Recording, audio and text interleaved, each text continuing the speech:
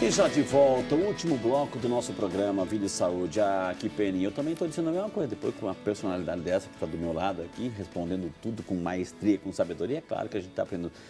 E hoje estamos falando sobre AVC, o popular derrame. Já aprendemos aí que pode ser hemorrágico, pode ser isquêmico. Isquêmico quando há obstrução, hemorrágico quando há um rompimento de uma artéria, enfim, já aprendemos isso também, que é do sistema circulatório, portanto, vai depender do tempo de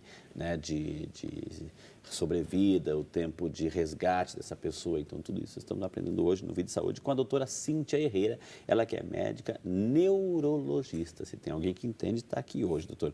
Doutora, muitos jovens estão participando aqui também, olha, interessante, né? Gostam de fazer exercício, de ficar sarados, malhados, enfim. Ao tomar energético antes dos exercícios físicos, a pergunta da Sueli, obrigado, Sueli. Creatina, whey protein, né, aqueles potes assim, pode causar AVC? Ela conhece uma pessoa que está internada e os médicos suspeitam que o uso destes pode ter sido a causa do AVC. É verdade, doutor? Como é que é? A Sueli. Sueli. Olha, na realidade, os suplementos puros, como proteínas, como creatina, por si só não existe uma descrição de risco para AVC.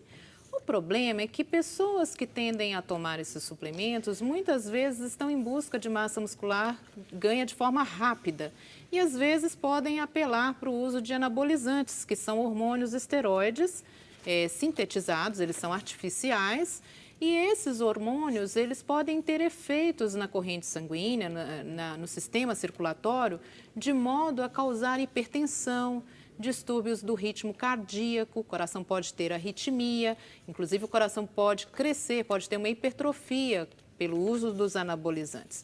O uso dos anabolizantes, este sim, está envolvido com um risco aumentado tanto para o AVC como o infarto cardíaco, chamado infarto agudo do miocárdio. Mas o uso de energéticos puros ou de suplementação proteica, até o momento, não foi descrito como aumentando o risco para AVC. Doutora, o exame, qual exame assim que a pessoa tem que fazer para diagnosticar, enfim, quais são os exames que vocês médicos assim pedem, né, para ver se a pessoa tem alguma complicação ou pode ter alguma complicação no futuro, antecipando a medida preventiva, a profilaxia. Então, agora nós não vamos falar mais do diagnóstico. Então, se eu tenho sintomas e vou em busca do diagnóstico, para o diagnóstico de sintomas do AVC, eu precisaria de uma tomografia, no mínimo, um exame que mostra o meu cérebro com bastante clareza e que pode ajudar o médico no diagnóstico.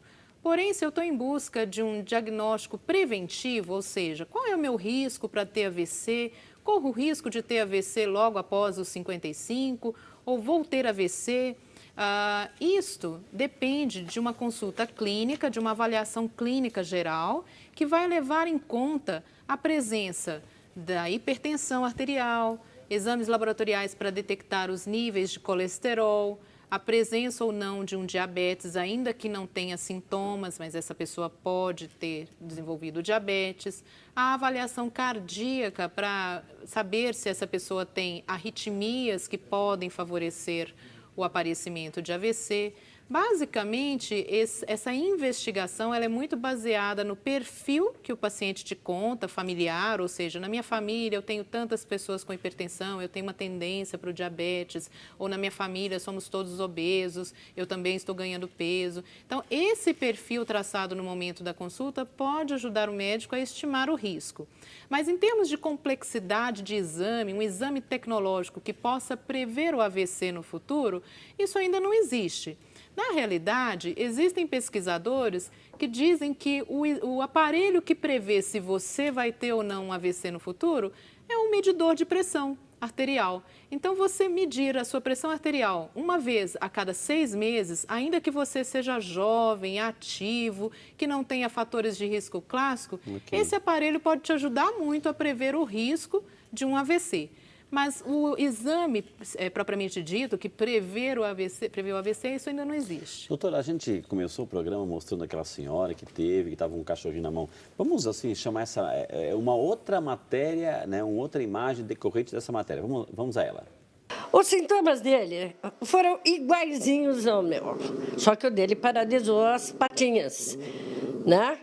Então, ele caía, mas ele ficou com a face também toda tortinha, como o meu.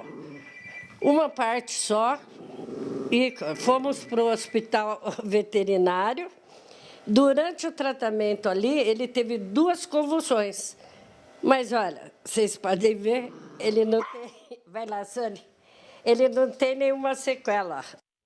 Doutora, assim a gente viu nessa matéria, é interessante assim, porque, claro, todo cuidado com a criatura de Deus, com todos os animais, a gente tem que ter, mas o interessante que ela viu, que ela conheceu os dela, é isso que a gente está querendo, por isso que a gente colocou essa matéria, ela conheceu os sintomas que teve nela e reconheceu no cachorrinho. Por isso que é importante a gente conhecer os sintomas na própria pessoa, é isso? Exato. Na verdade, o melhor seria que nós não tivéssemos que passar por um AVC para reconhecermos os sintomas no outro, seja esse outro uma pessoa ou um animal, uma criança que também pode ter o AVC, mas assim, ela teve um impacto emocional gerado pelo próprio AVC, que fez com que ela imediatamente reconhecesse um sintoma no seu cachorrinho.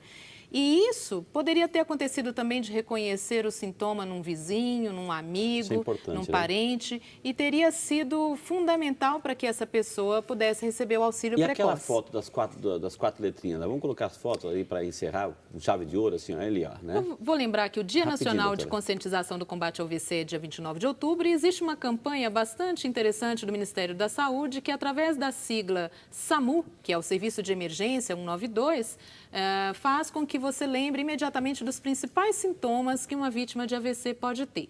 Então, o S do SAMU seria o sorria. Peça para a vítima sorrir. Se tiver um desvio da comissura labial, um desvio do sorriso, ela pode estar tendo um AVC.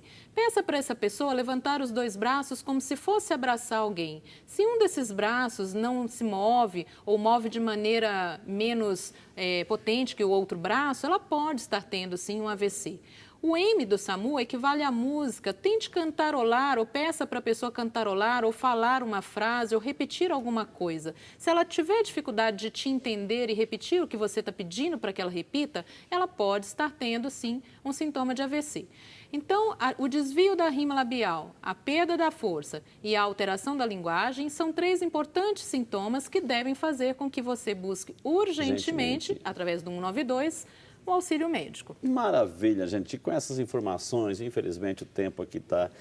Nós tivemos, assim, hoje o prazer de conversar, gente, com a doutora Cíntia Herrera, neurologista, em especialização em AVC, coordenadora da Unidade de Referência Vascular Aguda do Hospital Ouro Verde de Campinas e também do Mário Gatti.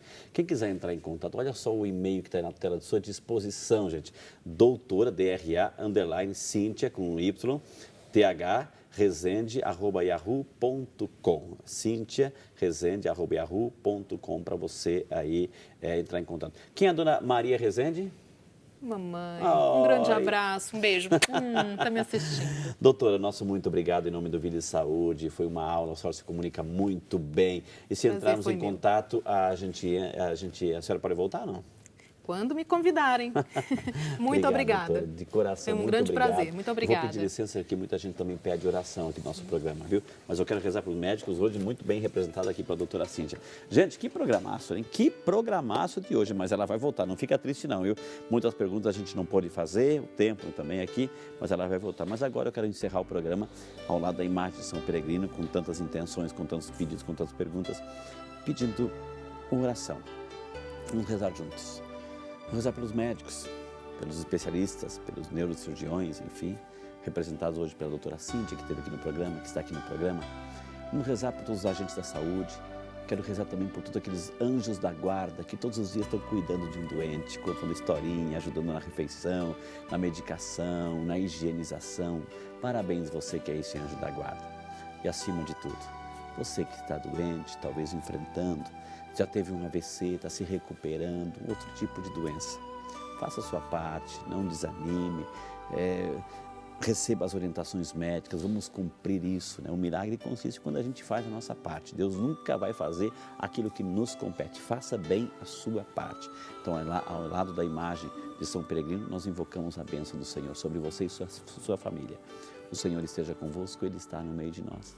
E por intercessão da bem-aventurada Virgem Maria, nossa Mãe, Nossa Senhora, São Peregrino, São José, desça sobre cada um de nós e nossas famílias, os enfermos em especial, a bênção de Deus Todo-Poderoso, Pai, Filho e Espírito Santo. Amém. Nosso muito obrigado, que Deus abençoe você e cuide desse corpo, sabe por quê? Porque ele é templo do Espírito Santo de Deus. Deus abençoe e a gente vai se vendo aí na programação da sua TV, da sua rede, da nossa rede Século XXI. Deus abençoe.